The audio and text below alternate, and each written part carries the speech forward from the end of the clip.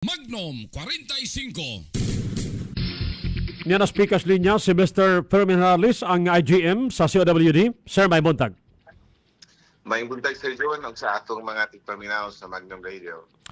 Sir, medyo lang ko na intriga gamay. After nagpagawas og legal opinion ang DOJ, medyo di ka na mo gakadali mahinabi.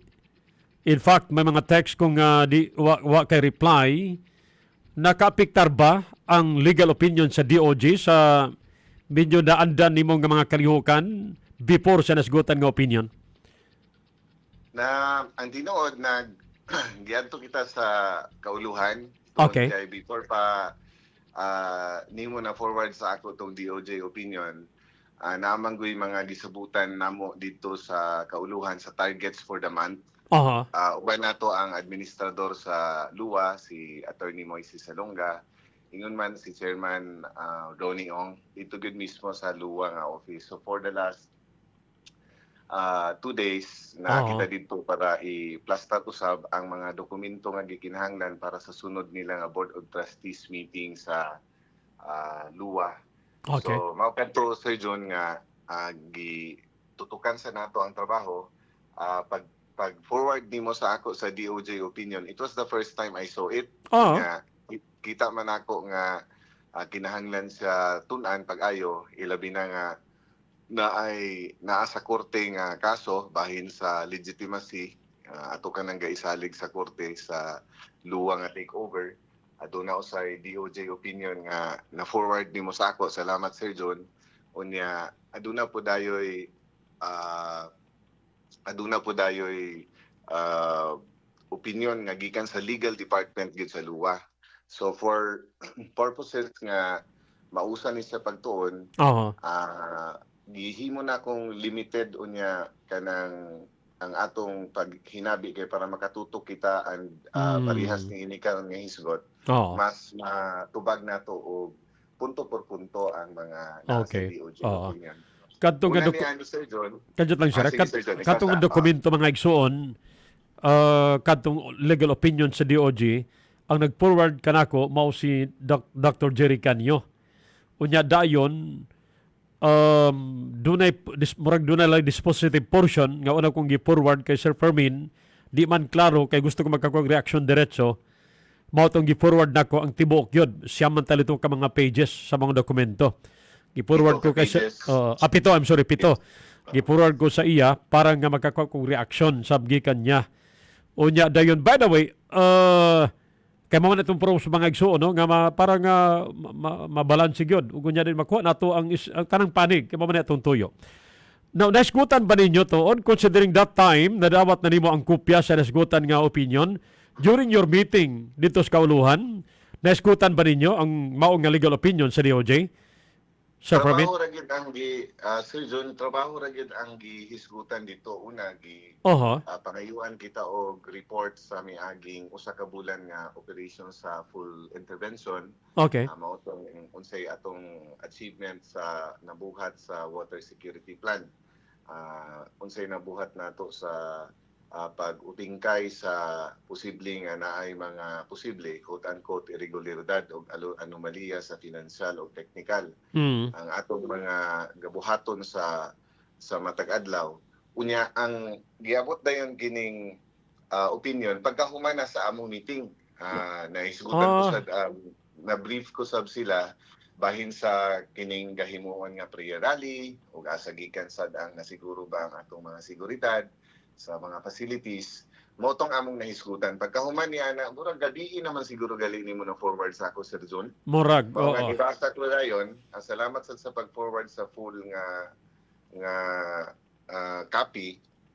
Makita man din Sir John nga una, gitanaw ko gid pag-ayo nga it is with regret kanang second page nabutang din nga this department is unable to render the requested opinion as it is the ODCC that has primary jurisdiction over your queries. So sa ato pa, sa kining upat ka mga opinion nga gipangayo ni Attorney Moises Salonga, LUA Administrator sa DOJ, miingon diretso ang DOJ sa maong nga page nga with regret, ang departamento dili makarender og requested opinion as it is the OGCC nga naay primary jurisdiction. Sa sunod nga pahina, gihisgot sa dinhi nga nonetheless, for your own information Oh. and guidance only, the discussion below deals with specific issues you raised. So, while ilang giingon nga we regret nga dili sila makarender og opinion kay OGCC dapat kini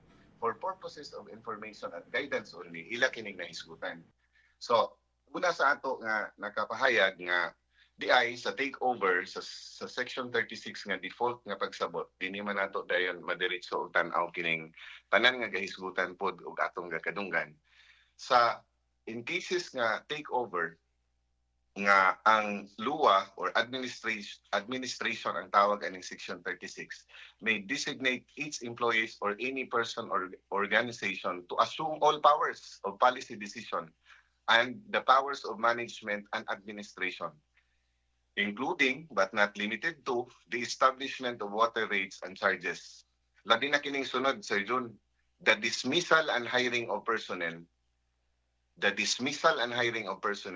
purchase of supplies and equipment and materials, and such other actions as may be necessary to operate the utility efficiently. Naday hisgutanan, Sir Jun, sa unsa day tuod ang gatawgon nila og kanang legalidad sa pag-take over. Kini manggong atong gitanaw, naay hisgot sa default, no? Katong atong sige kadunggan nga, only default ang rason nga maka-take over sa non-payment of obligations. Nahisgutan man siguro na, Sir John. Unya, ang nakita nato dinhi nga sa hisgutanan sa authority to issue guidelines and policies na hisgutan man kana, ang atog yung gitanaw nga ang default does not only mean payment of obligations nga financial in nature, pero naay gibutang dito nga or other obligations. Kaning legal po ni sa legal po ni nga departamento sa luwa nag-ingon nga ining default buot pasabot ini dili lamang ang obligasyon nga naa dinha sa loan, kung dili sa other obligations nga kinahanglan i-render sa usa ka water district. So ang atong buot ipasabot niini nga dili lang payment of principal of interest ang buot nila ipasabot unit sa outstanding bonds, pero naigingon nga or other obligations. Ako sang basaon ang kumpletong linya, Sir Fermin, ha, para Sige, nga sa atong kaigsunan. para atong matabangan. Nakabutan diri section 61 gikot lang diri, no, loans unya letter E, default. In the event of default by the local water district in the payment of principal or interest on each outstanding bonds or other obligations to the administration, the latter may, without the necessity of judicial process, take over and operate the facilities or properties of the district. For this purpose, the administration may designate its employees or any person or organization to assume both the policy-making authority and the powers of management, including but not limited to the establishment of water rates and service charges. Moro man yung gi-underline ang maayo pod sa nasgutan ng opinion kining Sir Fermin. Yes, pero naa po din nga nakahibutan sumpay sa maong gikan adtong policy decision including but not limited to Yes, establishment nakabutan of diri, water sir, no? rates and Tiwas- charges. tiwason ako. Tiwason ako. Underline. Pakitiwas ko, boss. Including but not limited to the establishment of water rates and service charges, comma, the dismissal and hiring of personnel, the purchase of equipment, supplies or materials, and such other actions as may be necessary to operate the water district efficiently. Such policy making and management prerogatives may be returned to the Board of Directors and the General Manager of the Water District, respectively, when all of its overdue accounts have been paid, all its reserve requirements have been satisfied, and all the causes of default have been met. Mo na sa ang gahisgutan na to. Mo padayon lugar ta dayon dito Sir John. Pero kini bang local water district nga failure to perform or violation of any of its obligation under the financial assistance constitutes a default of other obligations kanang gaignon or other obligations under PD 198. Buot nato ipasabot nga ang atong pagtanaw ana nga ang section 36 sa PD 198 as amended nag-provide nga in the event of the default by the district in the payment of principal so and so or other obligations, kining bondholder or creditor shall have the right to bring an action before the appropriate court to compel the payment of such obligations. Ang plain reading ani of this provision, Sir John, ga-suggest nga ang local water district's failure to perform its obligations under the financial assistance contract constitutes a default of its other obligations based on the plain meaning of the phrase. So, importante kayo, Sir John, nga tanaw ng Section 36 sa PD 198 as amended. Una, ang word nga obligation. Kining obligation sa Civil Code of the Philippines, gidefine siya, Sir John, nga judicial necessity to give, to do, or not to do. Ang Civil Code further provides that obligations may arise from, among others, contracts, and that obligations arising from these contracts have the force of law between the contracting parties and that they are required to comply with the same in good faith. So, napadayon din ang opinion nato sa luwa nga this shows that the word obligation refers not only to the payment of money, dili lang pagbayad sa money or the provision of services, but it also encompasses fulfillment of any condition that contracting parties may agree upon. Dili lang bayad sa salapi nga nahulman, kung dili sa apil sa mga nahimutang sa kontrata nga obligasyon to do.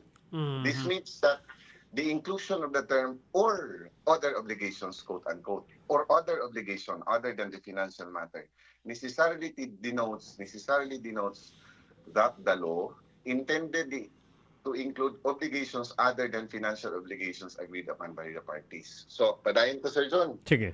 Ang segundo, ikaduha, is the word payment. Kanang pagbayad. Kay nadunggan ko man gani na kagahapon sa atong mga higala nga empleyado kung man mo magmisa kagahapon dito sa CAUD nga naay bayad man nga gibayad ang water district. So nadunggan ko na dito sa second floor sa James office. Pero according to Article 1232 of the Civil Code, Sir John, of the Philippines, it provides that ang payment means not only the delivery of money but also the performance in any other manner of an obligation, performance of an obligation.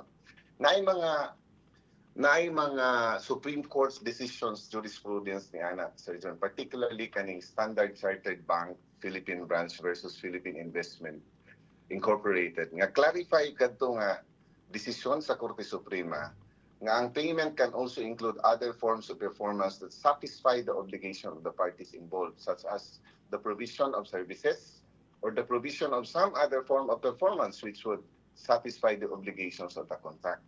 So clearly, ang payment refers not only the payment of loans or bonds, but also include the performance of other commitments nga naa sa kontrata.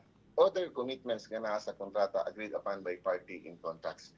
Ato sang tan-awon karon ang kahimtang ano man tuod nga naay grounds for the full intervention nato. Itunan pud nato, Sir John, nga ang luwa ga-issue og certificate of compliance to the appointment of board of directors, GMs, key officials, and water districts. Sa hisgot namo ni Attorney Salonga dito, wala pa mi nakahibalo sa DOJ opinion kung dili gatan-aw na mo ang operation sa CAUD. Nakit-an dito sa financial assistance contract nga di ay ang kung nga ikaw obligasyon sa luwa kay naay kontrata nga loan, kinahanglan og certificate of compliance dili lang ang GM ang board of directors nga appointed kung dili gali apil ang department managers ug supervisory level kinahanglan i-approve kini sa LOA na hisgutan o we found out nga si GM Yang ug ang iyang mga appointed nga key officials were not yet confirmed by LUA. Usa ka findings na namo. Second, ang COA have qualified opinions of the operations of COUD. 5 ka tuig nga qualified opinion. Apil dapat na siya dito tan-awon sa performance nga buhaton nila sa ubos sa kontrata o ubos sa hisgutanan sa default. LUA have identified failures of COUD to comply with standards and regulations.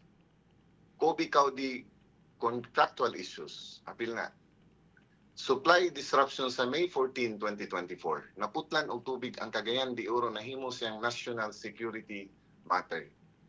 Napurisyo ang katawhan tungod kay dili lang 2, 3, 4, 5 ka adlaw nga wala tayo tubig ilabi na katong gamay og pressure.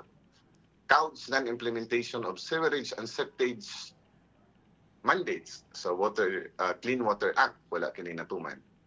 COUD's non-implementation of delegated NWRB functions. So kung tan-aw nimo, bisan gali dito sa kontrata sa financial assistance contract, naagali dito ang NRW nga dili dapat mulapas og 20-30%. Ang atong kontrata sa financial assistance, klaro na siya, Sir Jun, unya ang atong aktual nga NRW, non-revenue water, is between 50 to 56%.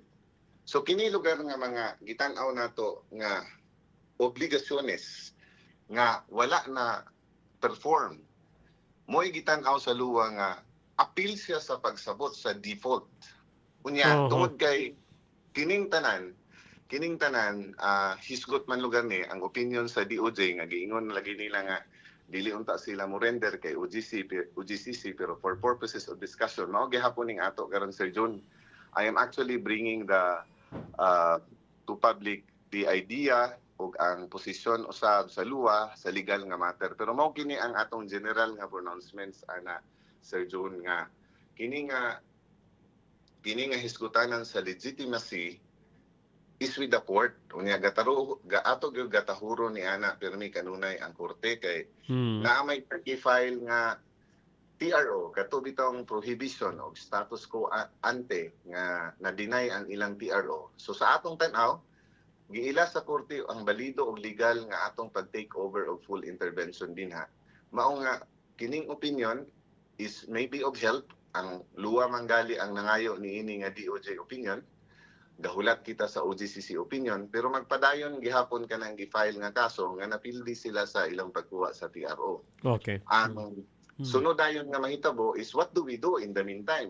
Ang atong tanaw, ang korte, ang RTC sa Cagayan de Oro nagingon man nga balido og legal ang atong pag-take over. Magpadayon ta sa atong ginbuhaton. Na aming mga initial nga ato lugar gusto ipaluwat Sir John kung mahimo. Ang initial findings sa interim board nga among nahisgutan ngadto sa administrador si Attorney Moises Salonga o ni Chairman Ong sa atong pagbisita sa kauluhan nga kaning una naay multiple qualified opinions from at least 2017 to 2002 buot nato ni siya nga busisihon kay unsa kini nga mga qualified opinion nga kada tuig man o dili man gaka-comply sa management ang naapoy giingon nganhi nga naay mga board reimbursed for personal and questionable expenses gatan-awon to pud ang mga detalye ni ana. Kining atong NRW fund partly released by DBP to address the high NRW. Pero ang NRW sa miaging tuig 56.53% lang gihapon despite the release of some 200 million. Nganong taas gihapon kaayo ang NRW per COUD's annual management report. Ang DBP loan was supposed to address NRW, pero ang NRW has remained essentially the same. Unya, in the meantime, more than 200 million of the loan has already been released. Mao ka ng atong gatanahon. So, kung tanahon po nimo, NRW is so bad nga ang COUD throwing away 35 million cubic meters of water annually which CDO residents are paying for. Gabayoran kini sa mga residente o konsumidor sa Cagayan de Oro. So, kini lugar atong tan-awon nga sila ni GM Yang o si Miss Lee led nga board is distracting CDO residents from the problems besetting CAUD under their management. Kay kung tan-awon nimo ang pagputol baya nahitabo sa ilang panahon, ang wala ang taas nga NRW nahitabo sa ilang panahon, wala man may lain nga tuyo aning full intervention, Sir John, kung dili i-correct ning mga butang. Okay. Kanilo lang atong nahisgutan karon, what are they trying to hide? Kung ato lang tan-awon lugar ni, atong i-tan-awon kay basig na ansiran sa danguban aning COA findings na, nganong qualified opinion man why did they fail to address COA audit observations? Unsa may gihimo sa board to do sanction atong mga responsable sa mga naa sa COA nga findings? Kani lugar manawagan sa DOS Cagayan de Oro. Ako raman din haog kanang gamay nga staff nga gi-authorize kita nga i-hire kay naaman tay in the full intervention naaman kita katungod sa pag-dismiss og employees o pag-hire og personnel. Atong i-assure ang Cagayan de Oro nga mga residente nga taliwala ni ining tanan ang tuyo nato nga ang interim general manager o ang interim board naa dinhi to address the issues unya fix the house in CAUD. Kaning taas nga NRW gawas nga maexplikar unsa may way forward ani nga buhaton kay dugay naman ni kaayo nga 50% gihapon. Anya ang gabayad ani ang Cagayan de Oro nga man nga mga residente. So sa kinatibuk-an tan-aw nato Sir John,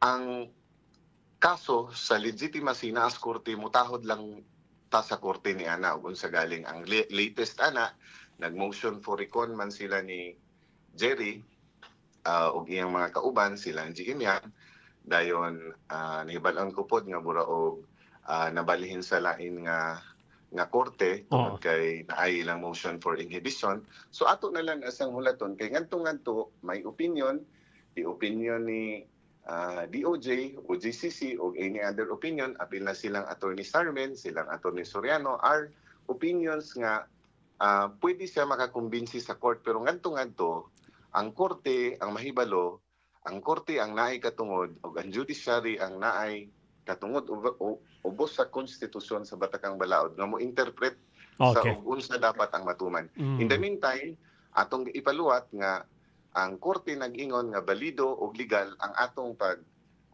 take over sa full intervention sa CAUD. And we rest our case din Sir John. Okay. So pasabot magpadayon gyapon inyong paglingkod isip interim officers.